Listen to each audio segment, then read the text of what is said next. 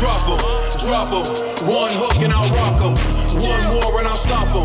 Call the fighter, I'll lock 'em. Up 'em. If he reach, then I'll pop 'em. Street sweeper, I'll wash 'em. Homicide, come and chalk 'em. Drop 'em. One hook and I'll rock 'em. One more and I'll stop 'em. Call the fighter, I'll lock 'em. Up 'em. The next topic we're going to discuss on Boxing Bros is Tyson Fury will announce his next opponent next week, according to Tyson Fury. We're going to take a listen to what Tyson Fury had to say, and then we'll discuss it. Now, this is from BT Sport, and let's take a listen. I saw a video from the middleweight who just beat the bodybuilder, saying he wanted to fight me and called me after the fight. I replied straight away, and I just done another one recently to say, look, yes, fight, and now he doesn't want to fight. So he let his mouth go, and now he's running scared like a little bitch where he is. Says he wants to fight next year. He's got some injuries from that sparring contest that he had. So I can't really do much about it. I'm going to be fighting very soon against, we don't know yet. We're still looking for an opponent. Okay. Will you fight in 2022? I'm going to fight the next few months here in the UK. Wow. So by the end of this year? Yeah, for sure. And it's either Usyk or someone else? Usyk's not going to be ready. Doesn't want to fight. And so who would that be? Don't know. Whoever's available. Is it a name whoever Frank Warren gets for me, that is who I'll defend my WBC belt against. If you had your choice, who would be next? Whoever. You don't have a preference? I'd take the middleweight because that's the easiest fight, to be fair.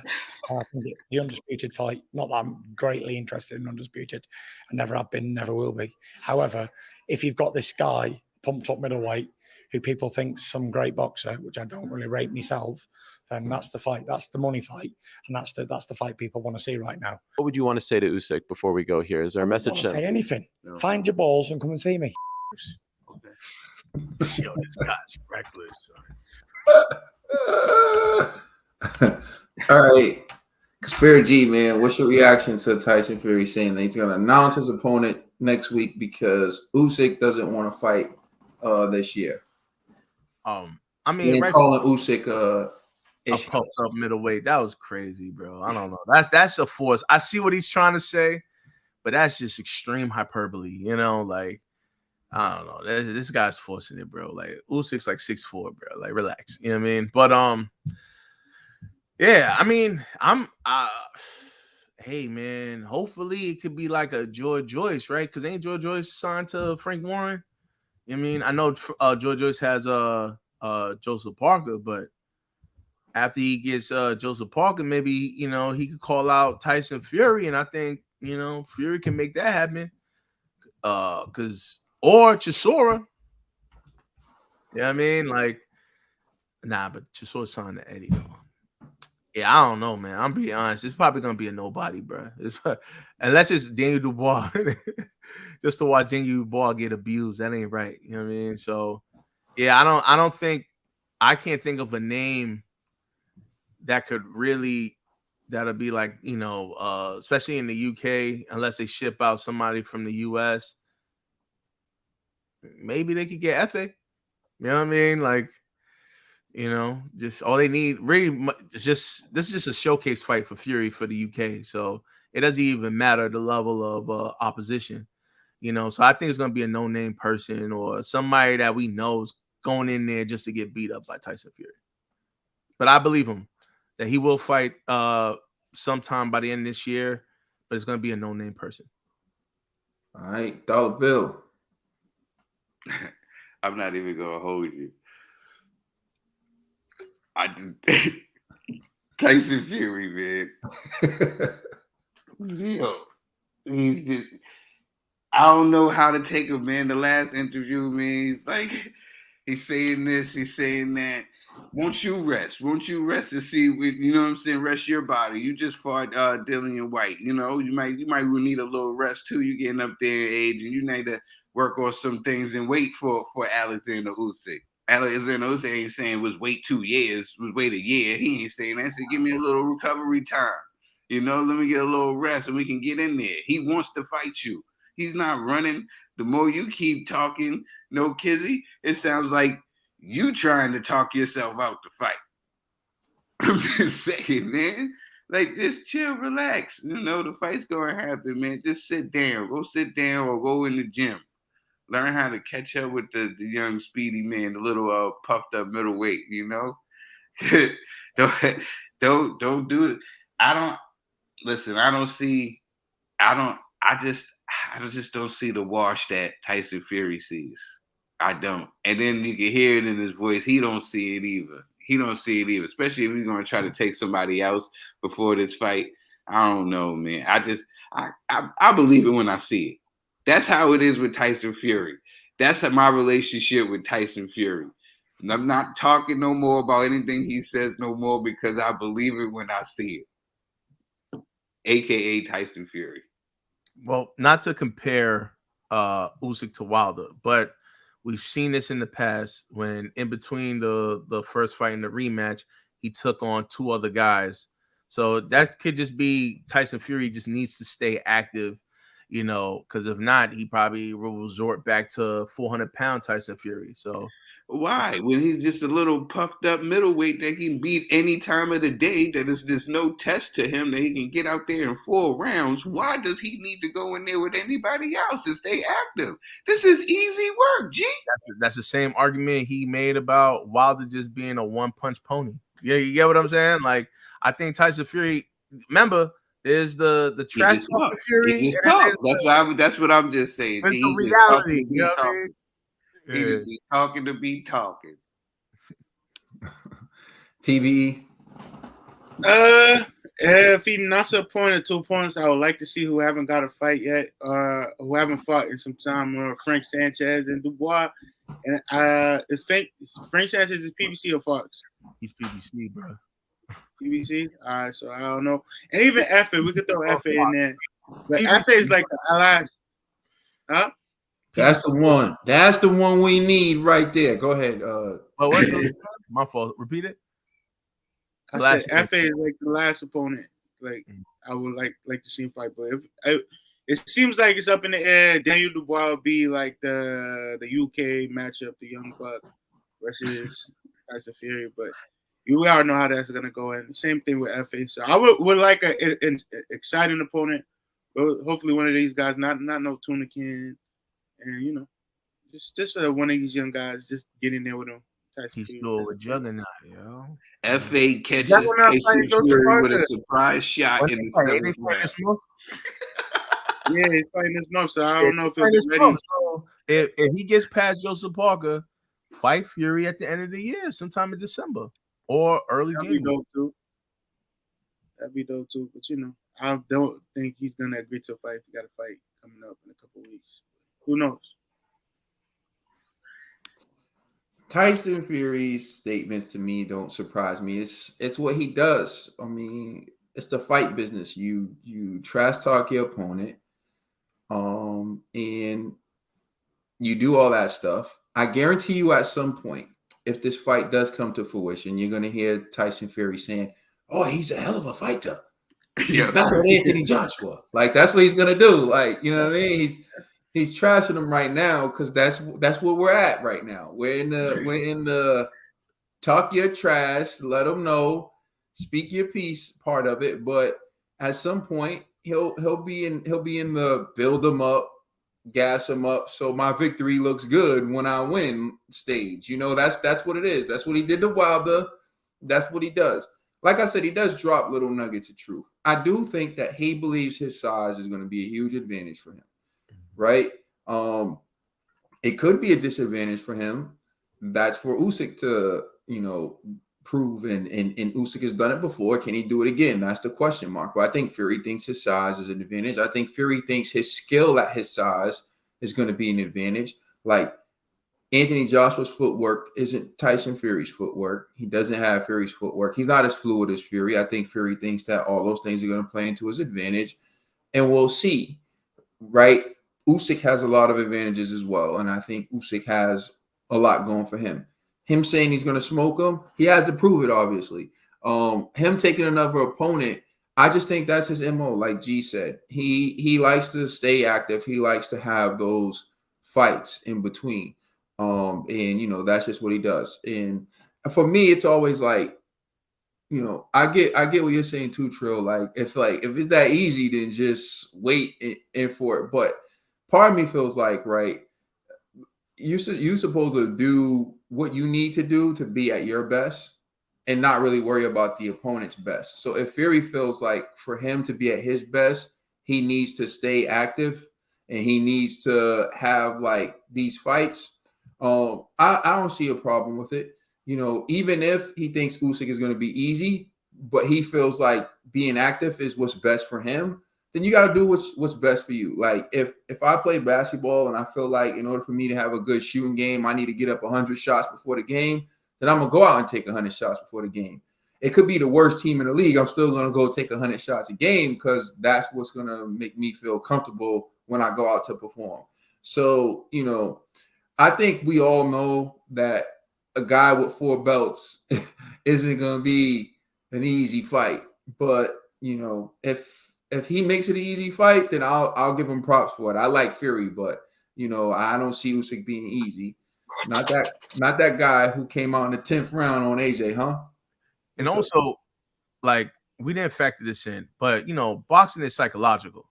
What if Fury is intentionally downplaying Usyk so Usyk can get frustrated?